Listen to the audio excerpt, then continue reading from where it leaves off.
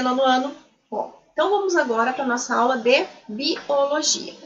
Até a aula passada, então, nós falamos um pouquinho sobre a estrutura do DNA e dos genes. Aí nós falamos, então, do DNA, característica dele, que é uma fita dupla, forma uma espiral, que é composto por 4 tipos de nucleotídeos, adenina, guanina, citosina e a timina. Que o RNA é composto por uma única fita, também composto por 4 tipos de nucleotídeos, sendo que no lugar da gente ter a timina, lá no RNA a gente tem a uracila. Aí falamos do processo de transcrição gênica, que é a duplicação do DNA. Falamos da replicação gênica, que é a duplicação do DNA. Da replicação, que é a produção do RNA. E também do processo de tradução, que era a produção de proteínas, que utilizavam 3 tipos de RNA, mensageiro, transportador e ribossômico. Bom, vamos até aí na nossa apostila. Hoje a gente começa, então, o módulo 12, que vai falar sobre hereditariedade e epigenética, tá? O que nós temos aí, então? Desde os tempos remotos, ao observar a natureza e a reprodução dos seres vivos, os seres humanos já haviam notado que as características dos indivíduos eram transmitidas de geração para geração. Isto ficou ainda mais evidente com a domesticação das plantas e dos animais. Porém, o que eles não sabiam? Eles não sabiam responder como que essas características eram transmitidas ao longo do tempo. Então, eles já tinham consciência de que as características eram transmitidas.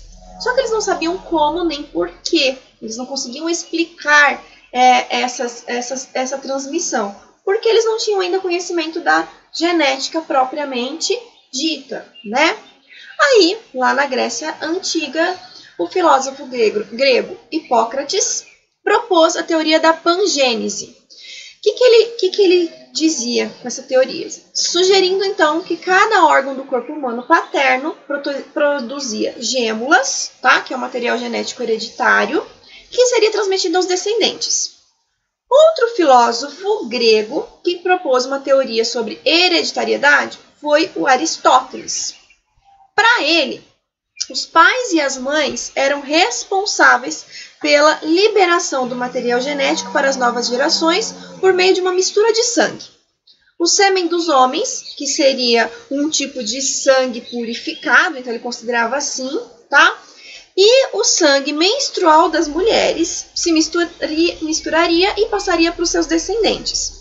Isso explicaria o porquê de um indivíduo apresentar características semelhantes à dos avós e as plantas mutiladas produzirem descendentes íntegros, tá? Bom, vamos evoluindo, tá? Eles estão tentando, eles estão no caminho, mas ainda não tem nada certo para provar como que essas características são passadas para os seus descendentes. Continuando, lá no século XVII, com os avanços da área da microscopia, o cientista Anton de Leeuwenhoek descobriu a presença de estruturas na época. Então, ele chamava de ovos no sêmen. E essa teoria ficou conhecida como a teoria da pré-formação, que consistia na ideia que o desenvolvimento de um ovo, de um novo indivíduo, se dava a partir de um ovo. Então, ele chegou a essa conclusão, já tinha o desenvolvimento de um novo indivíduo a partir de um ovo. Dessa forma, o que ele dizia? Que cada homem possuiria dentro de si homonúcleos, tá? Que seriam homenzinhos, prontos de tamanho reduzido, que se desenvolveriam nas mulheres, o que explicaria a gravidez, e aumentariam o tamanho conforme o tempo. Essa teoria já é um pouquinho mais promissora, assim, né? Eles já diziam que tinha um homenzinho pronto ali. Bom, mas vamos continuar, porque isso tem que melhorar muito para chegar no que nós sabemos hoje. Então, lá no século XIX, que se chegou à conclusão da existência dos gametas. Aí sim a gente tem o esclarecimento dessa passagem da hereditariedade. Então, descobriu-se os óvulos e também os espermatozoides, que, quando unidos, no processo que a gente chama de fecundação, daria origem aos novos indivíduos. Essa é a teoria da hereditariedade, que é a mais aceita na comunidade científica até os dias de hoje, e é assim que a gente estuda hoje esse processo de hereditariedade, né?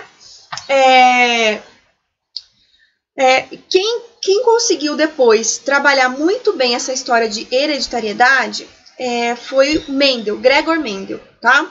E aí ele estudou várias variações genéticas em ervilhas, inclusive é a nossa próxima unidade, que vai falar um pouquinho do pai da genética, que é Gregor Mendel, tá? Bom, vamos lá então falar um pouquinho dos fundamentos da hereditariedade. Atualmente, então, a ciência ela é responsável por estudar a transmissão e a manifestação das características hereditárias, e isso é chamado de genética.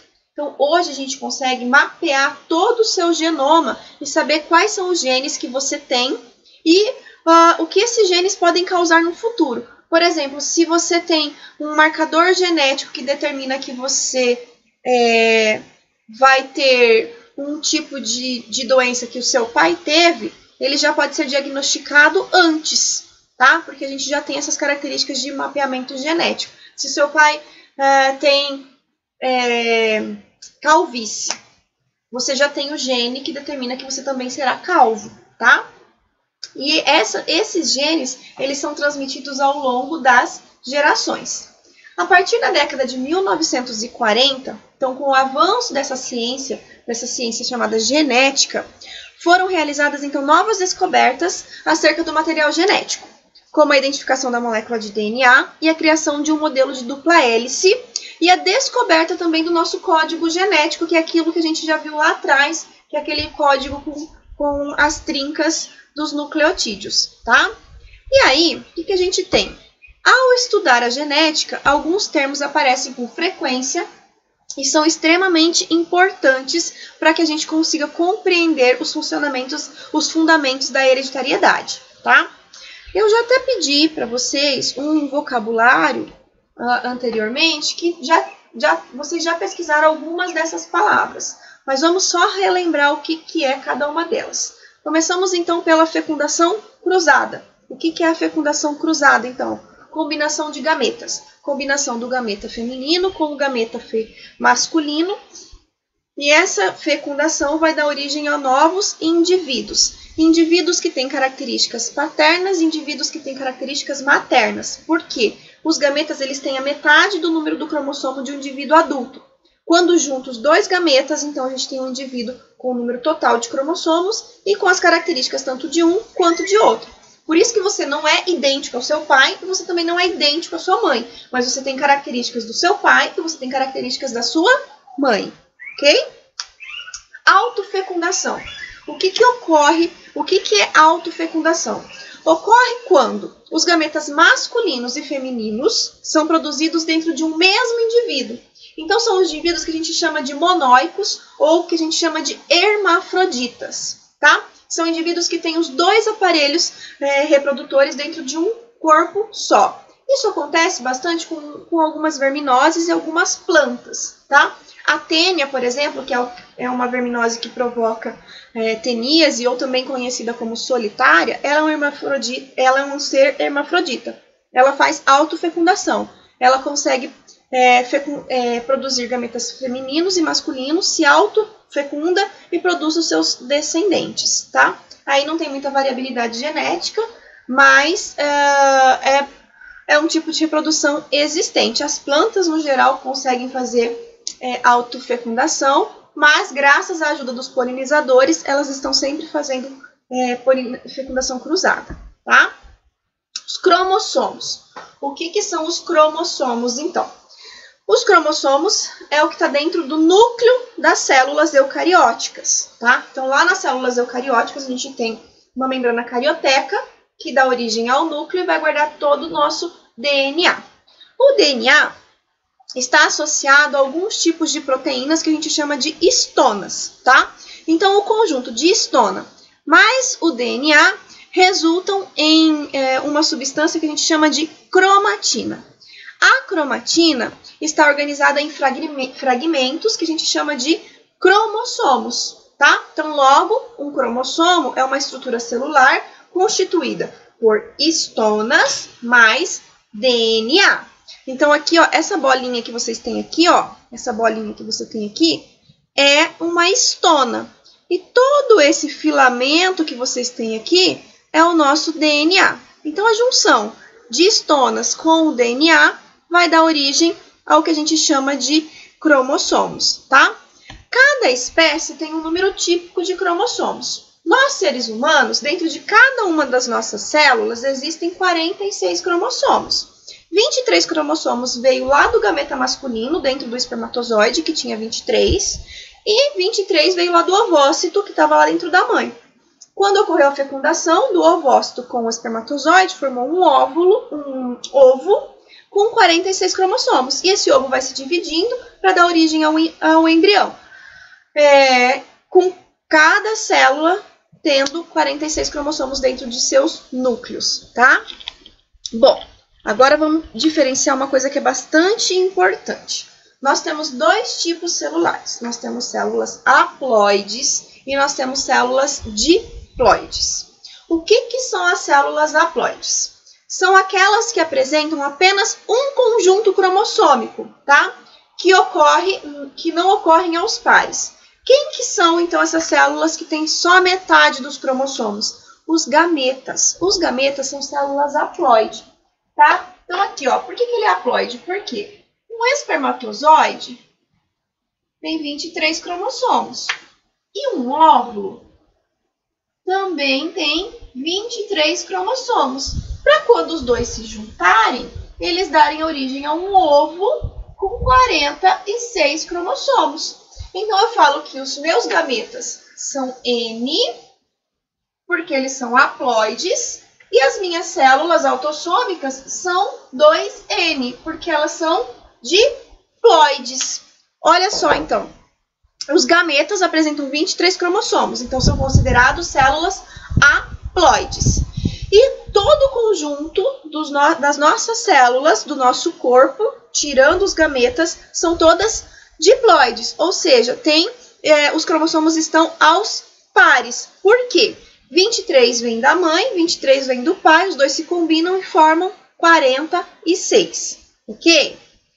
Bom, vamos continuar então falando agora dos genes alelos. O que é os genes alelos, então? Primeiro, o genoma, que a gente já tem conhecimento do genoma de todas as espécies conhecidas e descritas, é um conjunto de genes, ou seja, é toda a informação genética de um ser vivo, tá?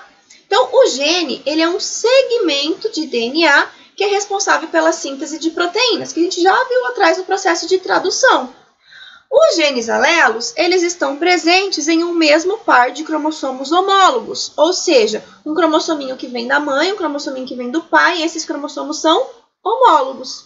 Então, para compreender esse conceito, imagine um indivíduo diploide, ou seja, que vai ter um par de cromossomo que vem da mãe e uma parte que veio do pai, tá?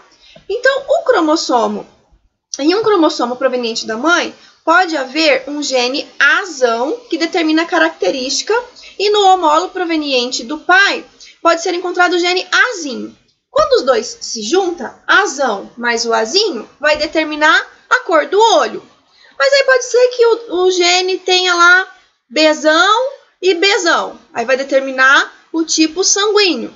Mas pode ser que tenha lá um Czão e um Czinho. Vai determinar a textura, a cor do cabelo. Aí tem um Czinho e um Czinho. Vai determinar a altura. Então, esses alelos é o que vai aos pares determinar as nossas características. E eles estão aqui, ó, nos locos gênicos aqui, ó, de cada gene, então a gente tem essas características. Então, quando falamos em um alelo dominante, nos referimos a um gene cuja característica prevalece sobre o outro. Nós vemos muito mais pessoas de olhos azuis ou muito mais pessoas de olhos castanhos? Muito mais pessoas de olhos castanhos. Por quê? O gene azão, ele é dominante e o azão determina a cor escura, tá? Então, quando vocês têm azão, você tem o olho preto. Azão, azinho, vocês têm uma coloração que vai do castanho escuro até o verde. E para coloração azul, só se for azinho, azinho. E a frequência do gene azão, ela é maior do que a frequência do gene azinho. Então, por isso que a gente tem muito mais indivíduos com olhos castanhos do que com olhos azuis, certo? Bom, vamos continuar agora falando um pouquinho de homozigoto e heterozigoto. A gente viu agorinha que os genes, eles aparecem aos pares.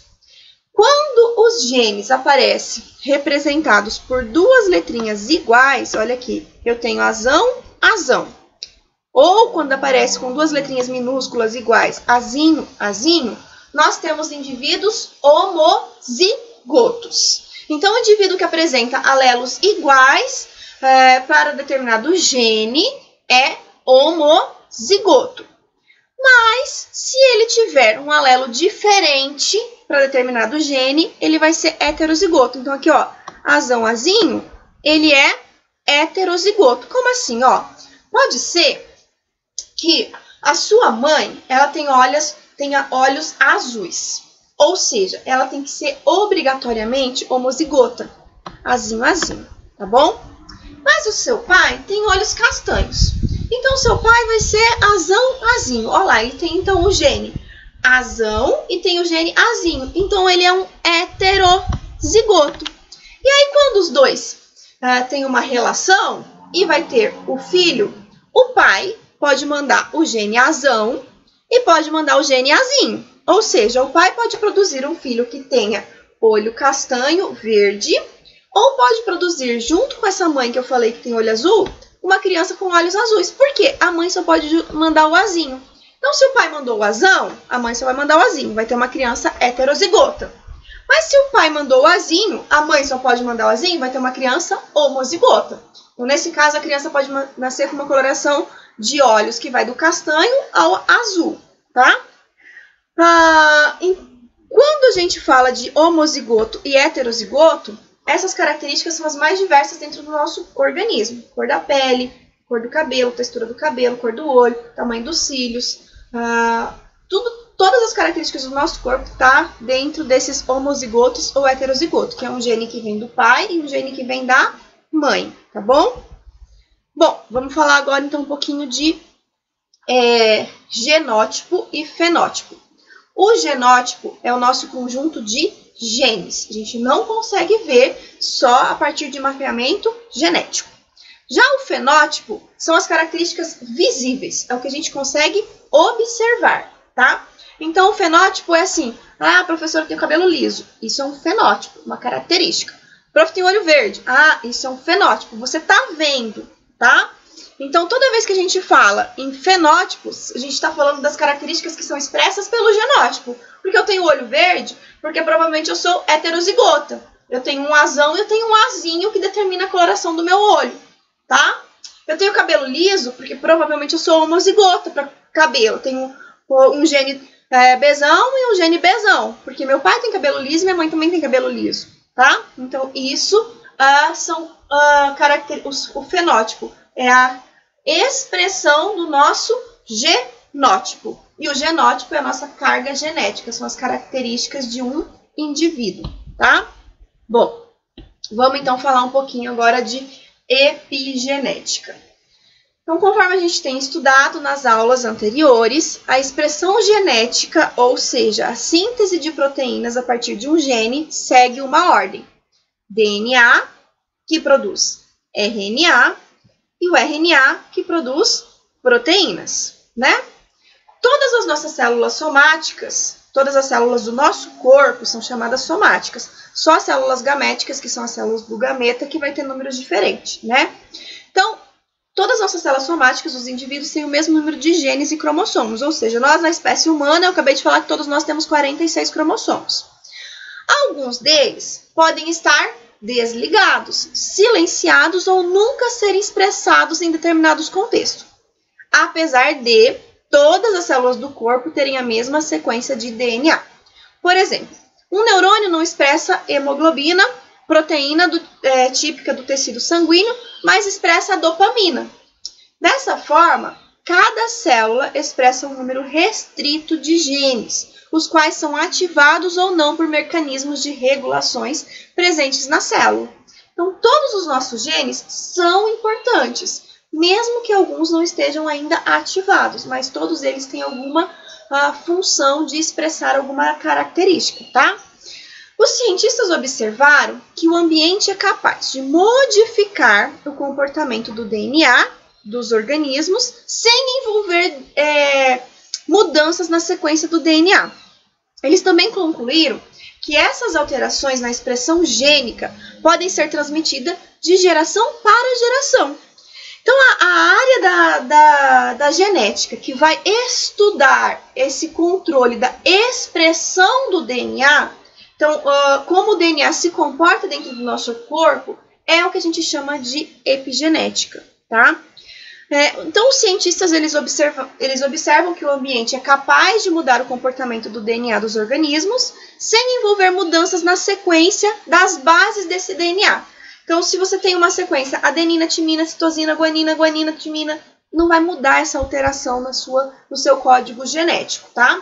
Também concluíram que essas alterações na expressão gênica podem ser transmitidas de geração para geração, no que a gente chama de reprodução sexuada, tá? Isso conclui, então, que os padrões de expressão gênica são passados para os seus descendentes, como ocorre uma mudança de expressão do gene durante a diferenciação de cada tipo de célula. Então, a gente sabe hoje que quando as suas células gaméticas estão sendo produzidas, a gente tem o que a gente chama de crossing over, que são a recombinação gênica para que todos os indivíduos tenham as suas próprias características. A epigenética elas tem muitas possibilidades de aplicação prática, como na agricultura, na saúde, na pecuária, entre outras áreas. Entendendo como um organismo reage às mudanças ambientais, em termos de alterações na expressão do DNA, é possível atuar na melhoria da genética das variedades utilizadas comercialmente. Por isso que hoje a gente tem os transgênicos. As plantas são muito mais resistentes a períodos maiores de seca, por exemplo, tá? Também é possível investigar algumas doenças que interferem no mecanismo da expressão dos genes, como o caso de alguns tipos de câncer, tá? Bom, então agora a gente concluiu esse capítulo, tá? Que vocês vão fazer para mim agora, vocês vão fazer para mim o módulo que ficou faltando aí, que é o módulo 12 da apostila de vocês, página 173, 174 e também o para conferir da página 175. Vou colocar lá na plataforma o espaço para vocês colocarem as atividades, tá? Assim que vocês terminam, vocês já vão postando para mim lá. Então, para a tarefa de biologia, nós temos, então, página 173, 174 e 175. Até a próxima aula, pessoal!